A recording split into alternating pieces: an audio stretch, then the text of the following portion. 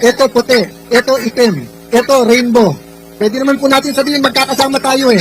Pero bakit po madugo ang labanan ngayon? Dahil iniisip po nung iba, lamunin na natin yung pagnanakaw.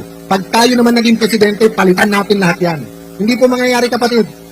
Kasi pag nadungisan ka na at kasama ka na sa cover up, wala ka ng choice, itutuloy-tuloy mo na ang pananakit.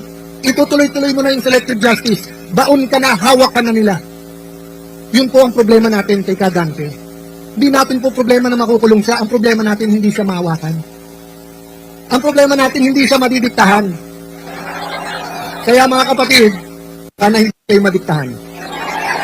At sana po, yung mga nakikinig sa kanilang mga bahay, yung mga nanonood, pagdasal nyo po yung nangyayari ngayon. Kung may konti kayong oras at pamasahe, pumunta na rin po kayo dito dahil welcome po kayong lahat. Welcome po kayong lahat. Welcome po kayong lahat.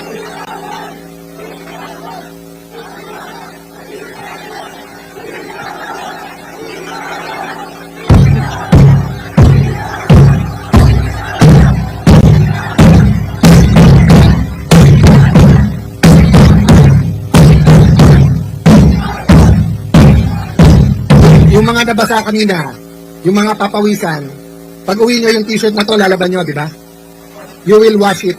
Pero tingnan yung t-shirt. They want it washed away. Siguro last na po to. Yung mga kasing edad ko at mas matanda, hindi ko alam kung naalala nyo pa yung commercial ng 1980s. Meron pong commercial sa TV kasi nga, ang mga tao dumadami na noon sa Metro Manila, marami po nagtatapon ng basura. Naglabas po ng gobyerno ng commercial. Ang basurang tinapon nyo, babalik din sa inyo. So kapag ikaw ay public official at may desisyon ka at pinestyon ng tao, katulad ng ginagawa nyo ngayon, katulad ng ginawa nyo sa Malawakan yung rally, nung nanawagan kayo ng pagkakaisa, nanawagan kayong pakinggan kayo, dalawa lang po ang pwedeng gawin ng public official. Una, mag-reflect, makinig. O nga naman, baka tama sila.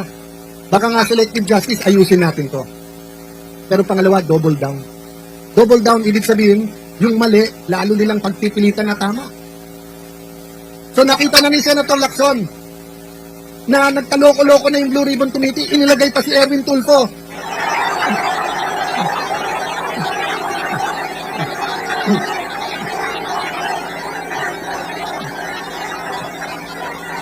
Tapos sabi ni Erwin Tulfo, nung siya po ay pinagbintangan ng 18 ex-Marines, huwag kayong mag-alala mga kababayan.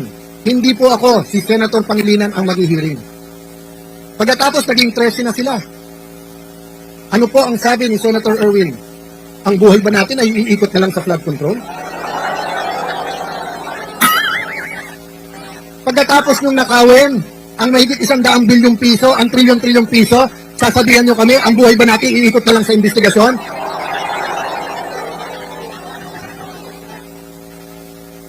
Pero hindi pa ako natuwa dun eh.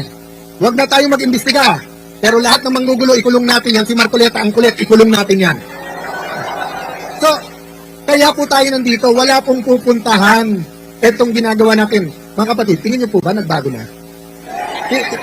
Okay lang kung pagkatapos ng 1 year at sinabi, maya naman kayo, kung nahihiya na lahat, di dapat nagrarally tayo dito para magpasalamat. Pero ang katotohanan po, tuloy pa rin naman ang korupsyon. Ang katotohanan naman namimili. Ikaw, very good ka, ikaw umamin ka, ikaw magsoli ka. Sila na lang nagtuturo. Wala na pong daan para sa katotohanan. Sabi nila, hinaharang natin ang daan. Oo, bakit? Hinarang nyo na yung daan ng justisya. Di harangin naman namin ng EDSA. Ang sabi nyo, napeperwisyo ang traffic. Totoo po yun. At pasensya na po ang mga napeperwisyo sa traffic. Pero yung gutom araw-araw, dahil ninakaw ng gobyerno ang pera, hindi ba kayo napeperwisyo? Yung nawawalan ng trabaho, hindi ba kayo napeperwisyo?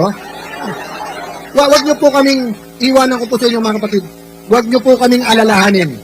Si Jinggoy Estrada, si Senator Bato, si Senator Legarda, na hindi nakaupong unang Senate President na babae, si Senator Amy Marcos, na kung saan dapat na-enjoy niya ang pagbabalik ng Marcos sa Malacanang, pero pinili ni Amy lumaban kasama natin. Si Senator Pia, na ang kanyang pinaglalaban, pamilya, anak, kababaihan. Pero isipin niyo po, kung hindi pa niya sinundo yung 18 Marines, hindi pa papasukin sa Senado? Si Senator Padilla, na nilalait nila, kulang daw sa kaalaman. Pero siya po, malinis ang puso at nung sinabi nandiyan ang Marines, kahit po sino humarang, hindi pwede papapasukin namin. So huwag niyo po kaming alalahanin, disidido po kami lumaban. Alalahanin niyo po yung mga anak. Kasi kung ano tinanim natin ng 1986, kung ano tinanim natin ng 1992, kung ano tinanim natin ng 1998, EDSA 1, EDSA 2, EDSA 3 ba, naalala niyo pa? Oh. Kung ano tinanim po natin, yan ang ating anihin. So mga kapatid, yung inyong paninindigan today, peaceful rally ha? Peaceful rally po.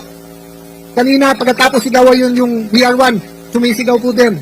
Walang manggugulo, maayos lahat, di ba? Ang mga polis, mahal natin sila, ginagawa nila trabaho. Pero sabi sa konstitusyon, ang pinakamataas, hindi presidente, ang pinakamataas sa isang demokrasi ay ang taong bayan. Sabi ng iba, huwag niyo idamay ang Diyos. Hindi po nakalagay sa konstitusyon with the aid of the Almighty. Sabi po sa konstitusyon, tayo'y maka-Diyos. So mga kapatid, tuwing sisigaw kayo ng We Are One, sana maalala ng bawat Pilipino. Ano man ang ating edad, ano man ang ating kakayanan, ano man ang ating trabaho, ano man ang ating sport, ano man ang ating kapansanan, ano man ang ating religion, sana dumating ang araw na lahat ng Pilipino ay pwedeng sumigaw ng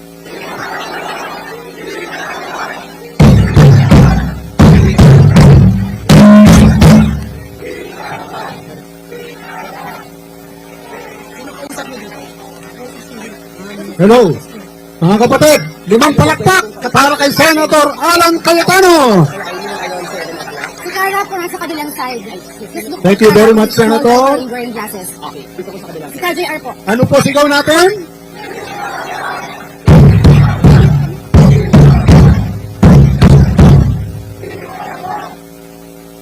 Okay.